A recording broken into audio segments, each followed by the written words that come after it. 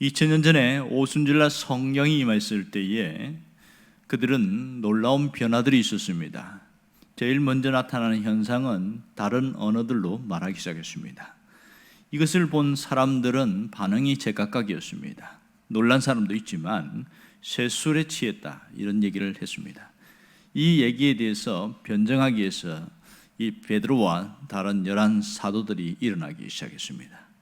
오늘 본문은 그 변증의 내용 중에 한 부분을 보고 있는데, 특별히 요엘서에서 나타난 그 성령의 역사를 베드로가 이야기를 하고 있지만 실제로 요엘서에서 이야기한 그대로 나타나지는 않았습니다. 자녀들이 예언하거나 젊은이들이 환상을 보거나 늙은이들이 꿈을 꾸는 그런 일들이 눈앞에 나타나지는 않았습니다. 또한 여기에 보이는 것처럼 징조나 기사나 표적이 나타나지는 않았습니다. 그러나 분명한 것은 이 오순절 날에 요엘서에서 예언한 그대로 성령이 오셨다는 것은 부인할 수 없는 사실입니다.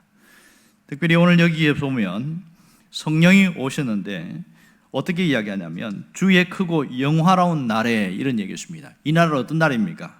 바로 주님이 재림하는 종말의 날입니다. 그때가 오지 않았기 때문에 아직 이루어지지 않았다는 것이죠. 그 다음에 해와 달이 어둠과 피로 변한다. 이 말은 종말 직전에 일어나는 대환란을 이야기합니다. 그러니까 앞으로 재림할 때에 나타날 현상에 대한 것을 얘기를 했습니다. 이것은 당연히 나타나지 않는 것이 정상적이라 할 수 있습니다. 그러나 오순절 날에 성령이 오신 것만은 누구도 부인할 수 없는 확실한 사실인 것을 알 수 있습니다. 자, 오늘 21절에 주의 이름을 부르는 자들은 구원을 얻으리라 이렇게 얘기를 하고 있습니다. 자, 여기서 인간이 하나님의 이름을 부르면 구원을 얻는다 이 얘기를 하고 있는데, 도대체 무슨 의미로 이 얘기를 하고 있는 것인가? 앞의 얘기와 좀 안 맞는 듯한 그런 느낌을 갖게 되어집니다. 다른 종교에서 말한 것처럼 주문을 외우듯이 그렇게 하나님 이름을 줄줄줄 외우면 된다는 그런 말을 이야기하는 것일까? 아니면 많은 사람들이 오해하는 것처럼 자신이 원하는 바를 이루기 위해서 그렇게 하나님의 이름을 부르면 된다는 이런 뜻일까요? 오늘 여기서 하나님의 이름을 부르는 것에 대한 몇 가지 어떤 이유들, 의미들이 있습니다. 특별히 창세기에 보면 하나님의 이름을 부르는 날들이 언제부터 있었냐면 창세기 4장에부터 나옵니다. 그 전에 보면 하나님의 이름을 불렀다 이런 뜻이 없는데, 에노스라는 아들을 낳고 난 이후부터 하나님의 이름을 불렀다 이런 얘기를 하고 있습니다. 창세기 4장 26절에 보면 그런 얘기하고 있죠. 에노스를 낳았고 그때부터 사람들이 비로소 여호와의 이름을 불렀더라 이런 얘기를 하고 있습니다. 자, 그러면 이 하나님의 이름을 불렀을 때에 나타나는 몇 가지 의미는, 하나는 이런 겁니다. 하나님의 이름을 부를 때에 자기 능력으로는 일어날 수 없는 본질적인 자기 자신이 죄인임을 인정할 때에 하나님의 이름을 불렀습니다. 여기 창세기 4장 26절에 나오는 에노스라는 이름 뜻 자체가 죽을 수밖에 없는 존재 이런 뜻입니다. 그만큼 그때는 죽을 수밖에 없는 상황이었던 것 같아요. 그때 비로소 하나님의 이름을 불렀습니다. 그러니까 두 번째는 자신이 죽을 수밖에 없는 존재라는 것을 하나님 앞에 겸손하게 고백할 때에 하나님의 이름을 불렀다 이걸 알 수 있습니다. 자, 이 말은 좀 더 확대하자면 구원자가 필요할 때에, 뭔가 나를 도와주고 문제나 현상에서 건져줄 수 있는 그런 구원자가 필요할 때에 하나님의 이름을 불렀습니다. 하나님은 세대를 넘어서 우리의 인류의 죄를 구원할 수 있도록 예수님을 보내주셨습니다. 그 이후부터 누구든지 예수님을 나의 구원자다고 믿고 고백하는 자, 이것은 바로 하나님의 이름을 부른다 이렇게 표현합니다. 또한 하나님의 이름을 부른다는 것은 구원자이신 삼위일체 하나님을 온전히 믿는다 이런 뜻이 되겠습니다. 오늘 주의 이름을 부르는 자들은 구원을 얻을 것이다. 이 말씀과 이 핵심 속에서 하나님 우리에게 말씀하시는 바가 굉장히 중요합니다. 특별히 믿음을 가진 자들은 주의 이름을 부르며 살아야 한다는 겁니다. 어떻게 해요? 바로 오늘 주의 이름으로 살아가는 것, 이것이 주의 이름을 부르는 겁니다. 오늘 예수를 믿는 자들이 삶의 현장에서 주의 이름으로 살고 주의 이름으로 그리스도인답게 살아가는 것, 이것이 대단히 중요하다는 겁니다. 지금도 많은 사람들이 주의 이름을 부르고 있습니다. 언제 많이 부릅니까? 기도할 때 제일 많이 부른다고 하지요. 또 위급할 때, 어려움을 당할 때에 도움을 요청할 때 주의 이름을 부르고 합니다. 그런데 가끔씩 보면 마태복음의 얘기를 보면 주여 주여 하는 자마다 천국 갈 것이 아니다, 그런 예수님의 충격적인 얘기가 나와요. 그런 거 보면 뜻없이 생각 없이 그렇게 주의 이름을 부른 것에 대한 지적을 하고 있습니다. 오늘 여기서 주의 이름을 부르는 게 도대체 무엇인가? 또 하나는 우리 삶에서 예수를 믿은 사람들에게는 더 이상 주의 이름을 부를 필요가 없지 않은가, 이런 의문점을 갖게 되어집니다. 정말 그런가요? 예수를 믿은 이후에도 주의 이름을 부르는 것이 중요하다는 것을 알 수 있습니다. 사도 바울이 이 요엘서의 말씀을 인용해서 로마서 10장 13절에 그렇게 말하고 있죠. 누구든지 주의 이름을 부르는 자들은 구원을 얻으리라, 이렇게 하면서 그 다음에 각주와 같은 해석을 달았는데 뭐라고 그러냐면, 그런즉 그들이 믿지 아니한 적 어찌 부르리요, 이렇게 말합니다. 그러니까 주의 이름을 부른다는 것은 단순한 이름을 부르는 것은 부름 이상의 것이다. 무슨 말입니까? 전적인 믿음, 하나님에 대한 전적인 믿음, 이것을 이야기를 하고 있다는 거죠. 그러니까 그 전적인 믿음이 전제되어야 주의 이름을 부른다, 이렇게 표현할 수가 있습니다. 우리가 정리해보면 자신이 죄인됨과 또 죽을 수밖에 없는 것을 통감하고 하나님의 구원의 약속을 믿고 주의 이름을 부르면 반드시 구원을 얻을 수 있다, 이렇게 정리가 될 수 있겠지요. 자, 그러면 예수를 믿은 이후에는 어떻게 살아야 된다는가? 삶의 현장에서 주의 이름을 불러라, 이 얘기를 하고 있는 겁니다. 삶의 현장에서 주의 이름을 불러라. 정말 중요한 것은 우리가 예수를 믿은 이후에 자신의 삶으로 주님의 이름을 부르는 그런 일들이 많아져야 됩니다.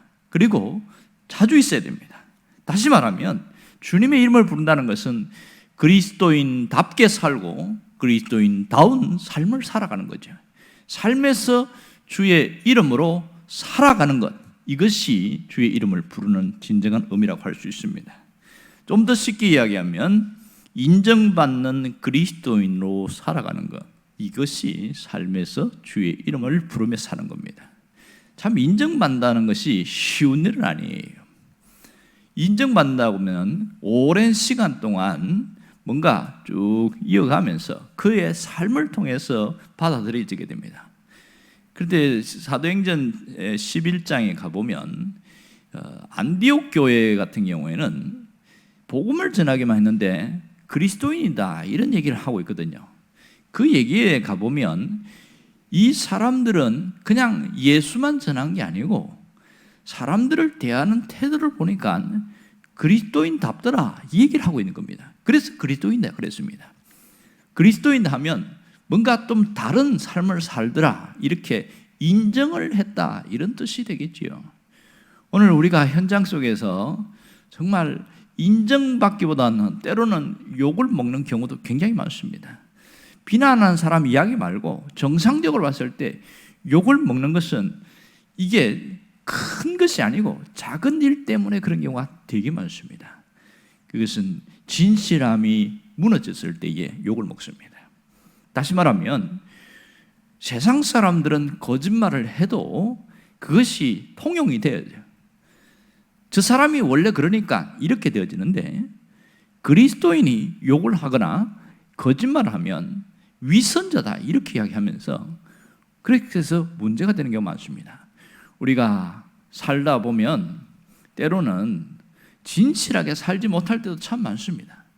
그러나 가능한 진실함을 유지하기 위하여 몸부림치는 것이 삶에서 주의 이름으로 살아가는 자의 모습이라 할 수 있습니다.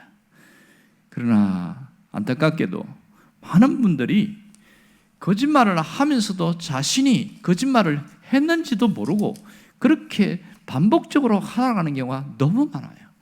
그래서 더 욕을 먹고 있는 가슴 아픈 일들이 정말 많습니다. 그거 하나만 줄여도 상당히 달라질 수 있을 것이다. 오늘 삶의 현장에서 주의 이름을 부르고 살아가게 되어지면 사도행전의 새로운 역사들이 계속 이어지게 될 겁니다.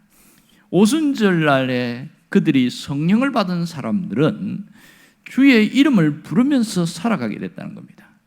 그러면서 그들은 사도행전의 모든 새로운 역사를 써나기 시작했는데 삶으로 주의 이름을 부르기 시작하는 놀라운 변화들이 2장의 마지막 후반부에 나오고 있습니다. 자기 것을 집착하거나 자기 것을 고수하지 않고 교회에 있는 사람들을 돕고 어려운 사람들과 함께하고 그래서 이상적인 교회를 세워나가는 것이 바로 여기서부터 시작됨을 분명히 알 수 있습니다.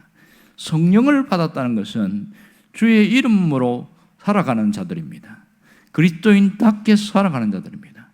우리가 성령의 충만함을 받을 필요가 있는 것은 내 힘으로 살기 어렵기 때문입니다. 또 내 고집으로 살 수밖에 없는 이 현실, 내 약점을 이길 수 없는 그 현실이기에 성령의 충만함이 필요합니다. 내가 결심해야 될 건 뭡니까? 바로 내 삶의 자리에서 주의 이름을 부르며 살겠다. 그 결심이 있으면 됩니다. 쉽게 말해서 주의 이름으로 살고 그리스도인답게 살아가겠다. 이렇게 할 때에 내 삶의 자리가 바로 그곳이 하나님의 역사하는 자리입니다. 그곳이 일터일 경우에는 선교지가 되어집니다. 내가 만나는 사람들과의 관계에서 내 사람들 속에서 주의 이름을 부르는 그런 삶이 있어지면 그것이 바로 전도 현장이 되어지는 겁니다. 우리는 꼭 전도지를 주고 예수를 믿으라고 말을 해야 전도한다고 생각하는데 그것은 아주 좁은 의미지요. 진짜 전도는 내 몸으로 내 삶으로 보여주는 겁니다. 그것이 주의 이름을 부르는 것이지요. 이제 우리는 날마다 주의 이름을 부르면서 살고 또 주의 이름으로 살아가는 자들이 되어지고 결국은 때로는 손해도 있고 어려움도 있지만 끝까지 주의 이름을 붙들고 살아가고 삶의 자리에서 주의 이름으로 살아가는 자에게는 하나님이 주시는 영광이 있습니다. 주님이 주시는 상급이 있습니다. 우리가 다르게 산다는 것, 구별되게 산다는 것이 쉬운 일은 아니지만 그렇게 살아가는 것이 그리스도인이라는 것을 알고 그렇게 살아갈 때에 진정한 교회로서의 모습을 세울 수 있고 내가 하나님을 드러내는 삶으로 살아간다는 사실입니다. 사람을 만나든지 어떤 일을 하든지 항상 주의 이름을 부르는 자들로 살겠다는 그런 신앙의 결단의 길을 주의 이름으로 축원합니다. 기도하겠습니다.